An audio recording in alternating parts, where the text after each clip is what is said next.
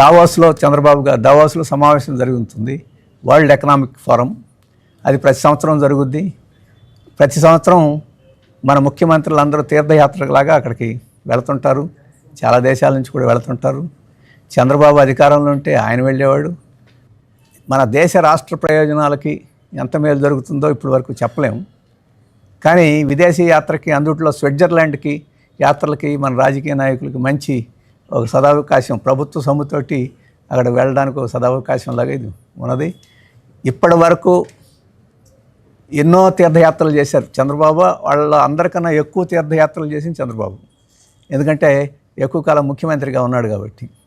అలాగే ఎక్కువ సార్లు అక్కడి నుంచి కోట్లు బిలియన్ల డాలర్లు వచ్చేస్తాయి అని చెప్పినవాడు చంద్రబాబు. కానీ మన రాష్ట్రం మాత్రం పారిశ్రామికంగా చూసుకున్నా, ఏ రకంగా చూసుకున్నా 6వ 7వ స్థానంలోనే ఉన్నది. ఇంతకుముందు తెలంగాణలో కలుపుకున్న ఉమ్మడి ఆంధ్ర రాష్ట్ర కోసం చూసుకున్నా, ఇప్పుడు రాష్ట్రం చూసుకున్నా ఆ స్థితిలోనే ఉంది. మరి ఈ లక్షల కోట్ల డాలర్లు ఏమైపోయినాయో, ఎక్కడికి పోయినాయో అర్థం కావడం లేదు. ఇప్పుడు నిన్న అక్కడ ప్రకటన చేసిన దాన్ని బట్టి కూడా అక్కడ ప్రవాహం మొదలైనట్టు, త్వరలోనే ఆంధ్రప్రదేశ్కి చేరుకోబోతున్నట్టు చంద్రబాబు నాయుడు గారు ఇంప్రెషన్ ఇచ్చారు. ఇవాళ మీరు RBI, reserve bank of India ప్రకటన చూస్తే గత సంవత్సరంలో $400 మిలియన్ మన దేశానికి రావడం కాదు, మన దేశం నుంచి వెళ్ళిపోయిన విదేశీ పెట్టుబడులు.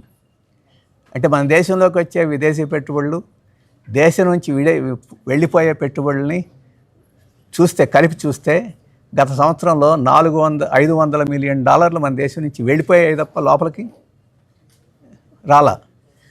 మరి ఈ రకంగా విదేశీ పెట్టుబడులు దేశం నుంచి వెళ్ళిపోతా ఉంటే చంద్రబాబు నాయుడు గారు ఒక కళ చూపిస్తున్నాడు, అక్కడ నుంచి రాబోతున్నాయని. అంటే పెట్టుబడిదారుడు ఈ నాయకులు వెళ్ళి వేడుకోళ్ళని బట్టి, విందు భోజనాలను బట్టి అవి రావు, వాళ్ళకి లాభం ఉంటే వస్తాయి. ఈరోజు ప్రపంచ పరిణామాలు ఎటువంటివి ఉన్నాయంటే, ట్రంప్ చేసే నిర్వాహకం ఎట్లా ఉందంటే, ప్రపంచ ఆర్థిక వ్యవస్థని అస్తవ్యస్తం చేసి పెట్టుబడులు పెట్టాలనే సంశయాన్ని పెట్టుబడిదారుల్లో కలిగించి మనలాంటి దేశాల్లోకి ఇన్వెస్ట్మెంట్స్ రాకుండా ఈరోజు చేస్తున్నారు. దాన్ని గమనించకుండా ఈరోజు ఈ యాత్రలతోటే అంతా అయిపోతున్నట్టు భ్రమలు కలిగించడం అని చెప్పేసి అది న్యాయమైనది కాదు. వాస్తవాలు చెప్పి ఆ వాస్తవ పరిస్థితుల్లో ఏం చేయాలని చెప్పేసి ప్రయత్నం చేయడం మంచిదని చెప్పేసి మేము అభిప్రాయపడుతున్నాం. ఇవి నేను చెప్పదలుచుకున్న విషయాలు. ఓకే. కానీ 99 పైసలకి ₹10 వేల 100 ఎకరాలు కార్పొరేట్ సంస్థలకి కట్టుబట్టి ఎలా చూస్తారు? ఏ రాష్ట్రంలో అయినా పారిశ్రామికంగా అభివృద్ధి చేయదలుచుకున్నప్పుడు పనికిరాని భూములు, వ్యవసాయానికి సూటబుల్గా లేనివి, ఖాళీగా ఉన్న భూములు, ప్రభుత్వ భూములు లక్షల ఎకరాల్లో ఉంటాయి. మన రాష్ట్రంలో అటువంటి లక్షల ఎకరాలు చాలా ప్రాంతాల్లో ఉన్నాయి.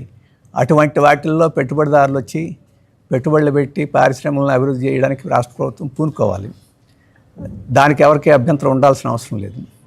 కానీ చంద్రబాబు ప్రభుత్వం కానీ అటువంటి భూముల్ని వదిలేసి బాగా రైతులకి అనుకూలంగా ఉండి, వ్యవసాయానికి అనుకూలంగా ఉండి భూముల్ని, ముఖ్యంగా దళితులు, గిరిజనులు ఎక్కడైతే ఎక్కువ నివసిస్తుంటారో అటువంటి భూముల్ని మరీ ఎంపిక చేసి వారు నోరు వాయ లేకుండా ఎదురు తిరగలేరని చెప్పేసి వాళ్ళని బెదిరించి లొంగ తీసుకోవచ్చు అని చెప్పేసి దృష్టితోటి అటువంటి భూముల్ని ఈరోజు తీసుకునే ప్రయత్నం చేస్తున్నారు. చంద్రబాబు అటువంటి దానికి ఒక ల్యాండ్ బ్యాంక్ అని పేరు పెట్టి దాంట్లో లక్షల ఎకరాలు వేసి వాటిని పంపిణీ చేయాలని ప్రయత్నం చేస్తున్నారు. ఈ ప్రభుత్వ భూములు ఇవన్నీ అధికారం ఉన్న వారి సొంత భూముల్లాగా వారు ట్రీట్ చేస్తున్నారు. లోకేష్ గారు అమాయకంగా కానీ లేకపోతే తెలివి తక్కువగా కానీ అది ఈ రెంటిల్లో ఏదనేది ఆయనే చెప్పాలి. అంటే ఇదంతా జాగీర్ అయినట్టు ఆంధ్రప్రదేశ్ నేలంతా దాన్ని తనకు నచ్చినట్టు ఎంత ఖరీదుకైతే అంత ఖరీదుకి ఇచ్చేస్తానన్నట్టు మాట్లాడటం అని చెప్పేసేది అవివేకం. ఇప్పుడే రాజరికం ఉందనుకుంటున్నారో, ప్రజాస్వామ్యం ఉందనుకుంటున్నారో ఆయనకి అర్థమైనట్టు లేదు. ఇటువంటి వెర్రవీగుడు ప్రకటన చేసిన వాళ్ళందరూ గతంలో గతించిపోయారు, వారికి ప్రజలు బుద్ధి చెప్పారు. అటువంటి స్థితి తెచ్చుకోవడం మంచిది కాదు. ఎక్కడైనా ఏదైనా ప్రజలకు ప్రయోజనకరమైన భూమి అయినప్పటికీ కొన్ని అవసరాల రీత్యా తీసుకోవాల్సి వస్తే నష్టపోయే వారికి ముందు ప్రాధాన్యత ఇవ్వాలి, వారికి తగిన ప్రయోజనాన్ని కల్పించాలి. అంతకుముందు జీవించే స్థాయి కన్నా మరింత మెరుగైన జీవిత స్థితికి వాళ్ళని తీసుకొచ్చే పద్ధతిలో వాళ్ళకి నష్టపరిహారం కానీ ఏర్పాట్లు కానీ చేసి ఆ భూమిని తీసుకోవాలి. అటువంటి ఏమీ చేయకుండా మీకు హక్కు లేదు, భూమి అంటే మాది అని చెప్పేసి వెళ్ళగొడతామని చెప్పంటే సహించే పరిస్థితి లేదు. అటువంటి వైఖరి ఆయన అటువంటి దాన్ని ప్రశ్నించారని చెప్పేసే మా సిపిఎం నాయకుడిని, రైతు నాయకుడిని అప్పలరాజుని ఈరోజు పీడీ యాక్ట్ కింద జైల్లో పెట్టారు. ఇంకా అనేక మంది మీద అట్లాంటి ప్రయత్నాలు చేసే అవకాశం ఉంది. అట్లాంటి చట్టాలు పెట్టి అణిచివేయాలని చెప్పి అనుకుంటే అది అవివేకం అవుతుంది. ఇప్పుడు పీడీ యాక్ట్లో జైల్లో పెట్టి ఆయనకి ములాఖత్ లేకుండా కూడా చేస్తున్నారు. జైలు చట్టం ప్రకారం పీడీ యాక్ట్ కింద ఉన్నవారికి కూడా నెలకు 2 సార్లు ములాఖత్ ఇవ్వాలి. 10 పేర్లు ఇచ్చి ఆ 10 పేర్లు ఎవరైనా ప్రతి నెల వచ్చి ములాఖత్ చేసుకునే అవకాశం ఉంది. కానీ ఆ 10 పేర్లు ఇప్పుడు జైలు అథారిటీస్కి పంపడానికి పోలీస్ శాఖ నిరాకరిస్తుంది. పోలీస్ శాఖ నిరాకరిస్తుందా, పోలీసులను అటువంటి పద్ధతిలో పేర్లు పంపొద్దని చెప్పేసి ఈ పాలకులు చెప్తున్నారని చెప్పేసి అంటే ప్రజాస్వామ్యం కూడా లేదు. జైల్లో ఉన్నవాళ్ళు కూడా బంధువులతోటి మాట్లాడుకునేదానికి కూడా అవకాశం లేనంత ఉగ్రవాద చర్యలకు ఏమైనా పాల్పడ్డాడు అప్పరాజు. రైతుల తరఫున నిలబడినందుకు ఇంత కర్కశంగా ఈ ప్రభుత్వం వ్యవహరించడం అనేది, కనీసం ప్రజాస్వామిక హక్కును కూడా లేకుండా చేయడం అనేది, జైల్లోనే తమ బంధువులను కూడా మాట్లాడుకునే అవకాశం లేకుండా చేయడం అనేది ఈ ప్రభుత్వం యొక్క చేతగానితనాన్ని, భయాన్ని, ప్రజలంటే భయాన్ని.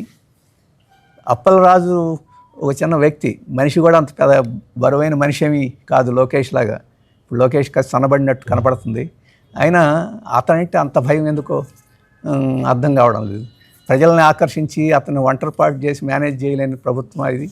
అందుకని దాన్ని బట్టి అర్థమవుతుంది ప్రజలు ఈ ప్రభుత్వం చేసే భూసేకరణ కార్యక్రమాన్ని, అది భూసేకరణ కార్యక్రమం కాదు, భూ ఆక్రమణ కార్యక్రమం, ప్రభుత్వం చేస్తున్న భూ ఆక్రమణ కార్యక్రమాన్ని ప్రజలు అంగీకరించలేదు కాబట్టి ఈరోజు ఆ ఉద్యమానికి నాయకత్వం వహిస్తున్నారంటే ఈ ప్రభుత్వానికి భయం పట్టుకుంది.